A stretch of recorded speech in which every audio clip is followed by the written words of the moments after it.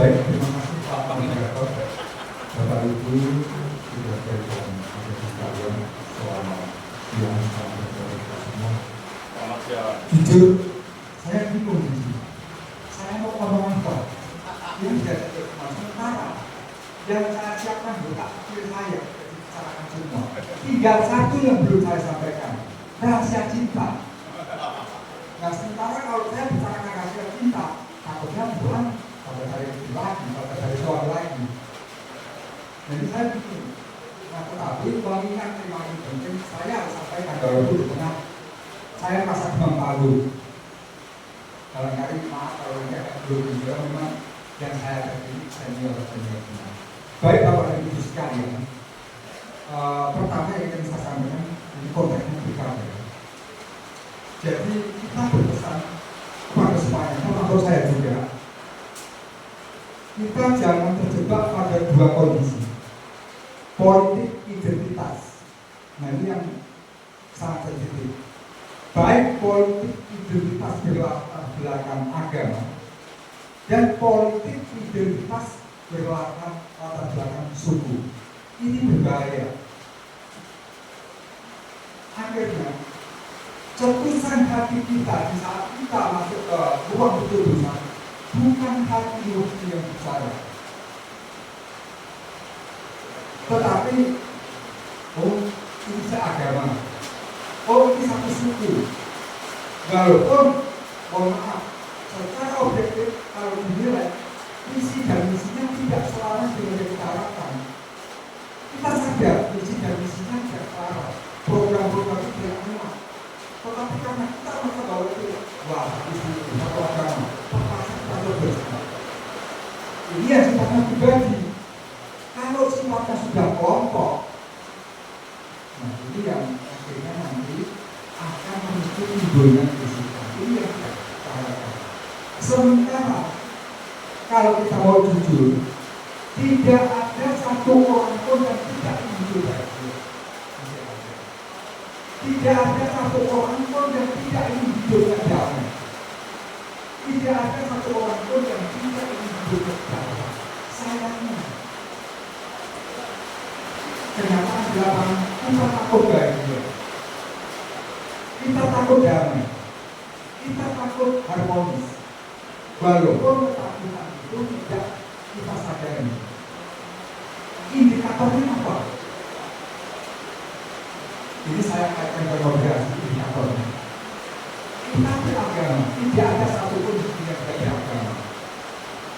Entah itu saudara-saudara kami yang Muslim, Kristen, Katolik, Hindu, Konghucu, Buddha, pasti semuanya beragama. Tetapi apakah kita sudah bisa meyakinkan kita masing-masing bahwa kita sudah beragama dengan benar? Ingat Bapak Ibu, ada 3 kata kunci moderasi: pengakuan, penghormatan, keadilan. Selama di dalam kita beragama belum ada kata kunci ini, maka manusia bisa bicara moderasi. Karena sebenarnya roh dari moderasi ini bukan agamanya yang kita moderasi, tetapi cara kita beragama. Ibaratnya kita pakai baju. Apakah cara kita pakai baju sudah benar? Apakah masih terbalik? Apakah kancing-kancing bajunya sudah masuk pada lubang yang sesuai? Kadang-kadang walaupun memakai baju kita sudah terbalik, kancing nomor 1 masuknya ke lubang nomor 4. Akhirnya kan muncul ketidakpastian, muncul ketidakharmonisan. Artinya apa? Walaupun secara pribadi kita merasa beragama kita sudah benar, tetapi ternyata ketika kita melakukan interaksi sosial, ketika kita melakukan komunikasi sosial, secara tidak sengaja kita menggeser. Sedikit kita menodai, mengundang ketersinggungan. Ini yang tidak kita harapkan dari cara kita beragama.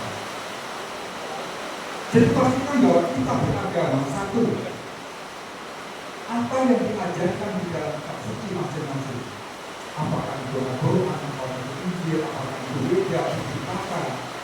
Pastikan itu bukan sekedar sains yang hanya menjadi alat untuk berdebat. Betapa bangganya ketika kita merasa berjilbab agama dan kita menang. Padahal kalau kita merefleksikan diri secara dalam, apa untungnya menjadi justru akan mengundang perselisihan. Karena memang tidak ada satu agama pun yang mengajarkan umat untuk berbuat yang baik.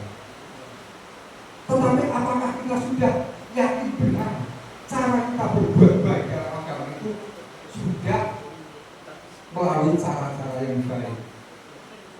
Jangan gunakan ajaran-ajaran dalam kitab suci hanya sebatas saya. Sejajar dengan ilmu teknologi agama berbeda. Jangan disejajarkan dalam kita mempelajari agama. Kita sejajarkan dengan dunia, kita sejajarkan dengan biologi, matematika. Tidak bisa. Di dalam kimia, biologi, kemudian matematika, tidak ada mengarah ke dalam pembaruan mental spiritual, moral, tidak ada. Semuanya ke sains, logika. Tetapi di dalam beragama, pemahaman yang di dalam kitab suci itulah ibaratnya peta. Ketika kita belum bisa melihat secara jelas kitab peta itu, ketika kita belum bisa berdiri tegak, kita butuh tongkat.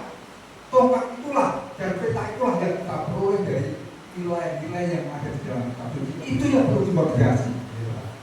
Sehingga kepada umat beragama pun kita memberikan penghormatan yang setulus-tulusnya. Tidak ada satupun umat beragama yang tidak sesuai dengan kita mengalami kesulitan aktivitas ibadah, termasuk di rumah kita. Ini saya contohkan diri sendiri, bukan pamer, mohon maaf. Ketika anak saya kecil, saya 2 kali mendapat orang yang membantu di rumah.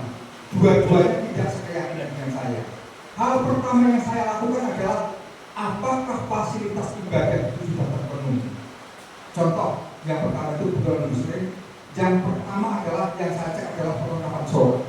Karena belum ada, hari kedua saya ajak ke tokohan. Yang kedua itu Kristiani. Kebetulan ini kuliahnya ini ke sekolah tinggi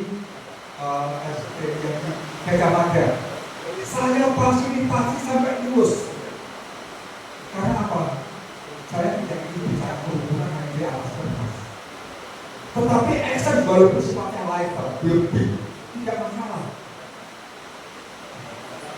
Jadi intinya, ketika kita bicara moderasi dan hubungan satu, pemahaman yang benar, cara yang baik di dalam kita beragama.